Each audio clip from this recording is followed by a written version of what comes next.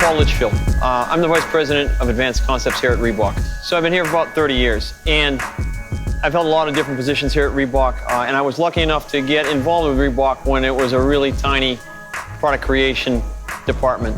Just a couple of developers, a couple of designers.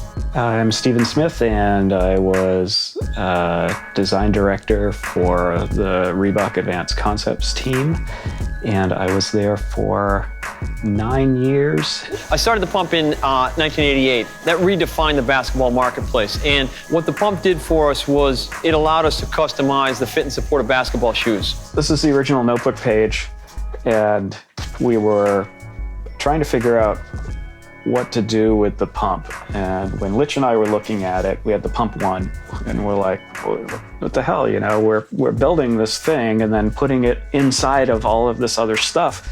What if we just got rid of all the stuff and made this the shoe?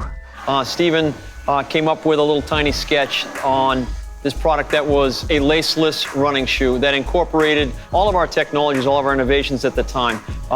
It had the graphite bridge for lightweight support in the arch. It had hexalite for cushioning, and it had an air bladder that was essentially the entire upper of the shoe.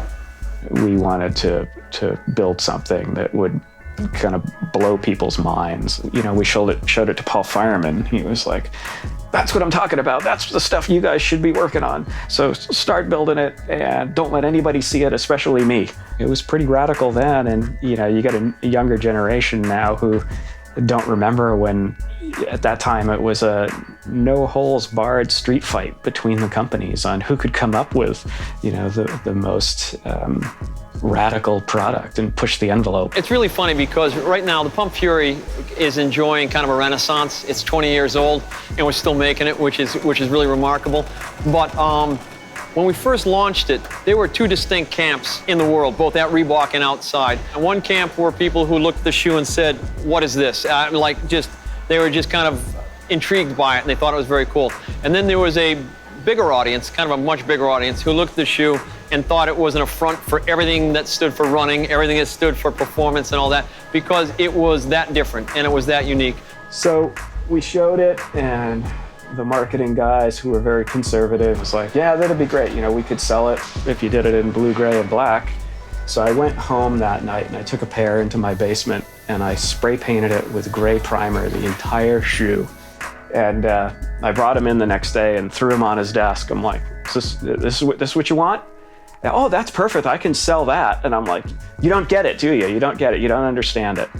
We actually had to go to Paul Fireman and kind of plead for his support to launch this colorway. I think what's super important is that having that conviction and keeping yourself true to the project and the project objective, that's where you can create product that people really get intrigued by. I never set out to create this truly iconic product. It was just, I want to do a radical, cool running shoe that works and that's lightweight. And at the time, it was one of the lightest weight training shoes in the market. So it's like, check that box.